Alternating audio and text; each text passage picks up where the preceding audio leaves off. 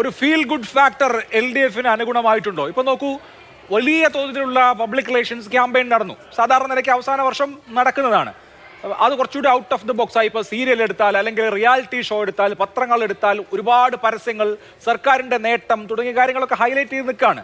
അപ്പോൾ വികസനവും ക്ഷേമവും ചർച്ചയായാൽ അത് ഒരു അഡ്വാൻറ്റേജ് LDFന് കൊടുക്കുന്നുണ്ടോ? ഇനി 25 ദിവസം മാത്രമാണുള്ളത്. അപ്പോൾ ഈ തരത്തിലുള്ള PR ക്യാമ്പയിന് നിങ്ങൾക്കൊരു കൗണ്ടർ കൊടുക്കേണ്ടത് തെരഞ്ഞെടുപ്പ് പ്രചരണ രംഗത്താണ് സ്വാഭാവികമായിട്ടും. അതിന് മാത്രം സമയം കിട്ടുന്നുണ്ടോ? ആ ഫീൽ ഗുഡ് ഫാക്ടർ നിലനിൽക്കില്ലേ കുറച്ചു നാൾ കൂടി?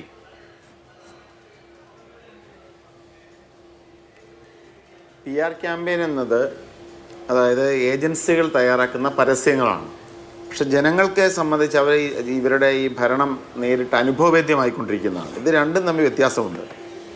കഴിഞ്ഞ പഞ്ചായത്ത് തെരഞ്ഞെടുപ്പിന് മുമ്പാകെയും ഇതേപോലെയുള്ള വലിയ പരസ്യ പ്രചരണങ്ങളുണ്ടായിരുന്നു. എന്ത് സംഭവിച്ചത് കേരളത്തിൽ സമ്പൂർണ്ണമായ കേരളത്തിൻ്റെ ചരിത്രത്തിലെ ഏറ്റവും വലിയ വിജയമാണ് ഐക്യജനാധിപത്യ മുന്നണിക്ക് പഞ്ചായത്ത് തെരഞ്ഞെടുപ്പിലുണ്ടായത്. അതിൻ്റെ കാരണം എന്താണെന്ന് പറഞ്ഞാലും പരസ്യം, അതായത് സപ്ലൈകോയിലൂടെ എല്ലാ കാര്യങ്ങളും പിന്നെ വില നിലവാരം പിടിച്ചു നിർത്തി. പരസ്യം എന്ന് പറഞ്ഞാൽ അതാണ്, വിലക്കയറ്റം പിടിച്ചു നിർത്തി.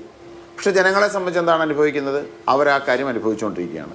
സാമൂഹ്യ സുരക്ഷാ പെൻഷനുകളുടെ കാര്യം പറയുമ്പോൾ ക്ഷേമനിധി പെൻഷനുകളുടെ 18 മാസത്തോളം കെട്ടിട നിർമ്മാണ തൊഴിലാളി പെൻഷൻ ഉൾപ്പെടെ കുടിശ്ശികയാവുന്ന സാഹചര്യം നിലനിൽക്കുന്നു. പുനർഗേഹം പദ്ധതിയിലൂടെ തീരപ്രദേശത്ത് ഭവന നിർമ്മാണം നടപ്പിലാക്കി എന്ന് പറഞ്ഞുകൊണ്ടിരിക്കുമ്പോൾ ഏറ്റവും പ്രധാനപ്പെട്ട തീരപ്രദേശങ്ങളിൽ കരിമണൽ ഖനന ഉൾപ്പെടെ നടന്നുകൊണ്ടിരിക്കുന്നു.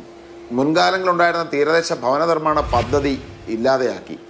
ആളുകൾ തീരം വിട്ട് ഒഴിയാൻ ആഗ്രഹിക്കാത്തടുത്താണ് കേവലം 10 ലക്ഷം രൂപ കൊടുത്ത് അവരോട് ഒഴിപ്പാകാൻ ആഗ്രഹിക്കുന്നത്. അപ്പോൾ 2000-ൽ പരം കോടി രൂപ അതിനുവേണ്ടി മാറ്റിവെക്കുന്നു എന്ന് പറയുമ്പോൾ തീരം വിട്ടൊഴിയാൻ ആഗ്രഹിക്കാത്ത മനുഷ്യരെ സംബന്ധിച്ച് ഒരു പ്രശ്നമായി നിൽക്കുന്നു. ഉദാഹരണങ്ങൾ ഞാൻ പറഞ്ഞതാണ്. അപ്പോൾ ഇവരെന്ത് എത്ര പരസ്യം നൽകി എന്ന് പറഞ്ഞാലും ജനങ്ങളെ സംബന്ധിച്ച് അവർ അനുഭവിക്കുന്നത് ഈ ഭരണത്തിൻ്റെ ബുദ്ധിമുട്ടുകളാണ്. ആശുപത്രികളെക്കുറിച്ച് വലിയ പരസ്യം നടക്കുന്നു. ഞങ്ങളുടെ നാട്ടിലാണ്, അമ്പലപ്പുഴയിലായിരുന്നു മെഡിക്കൽ കോളേജിനുള്ളിൽ ഒരു രോഗിയുടെ വയറ്റിൽ കത്രിക പോകുന്ന സാഹചര്യം ഉണ്ടായത്.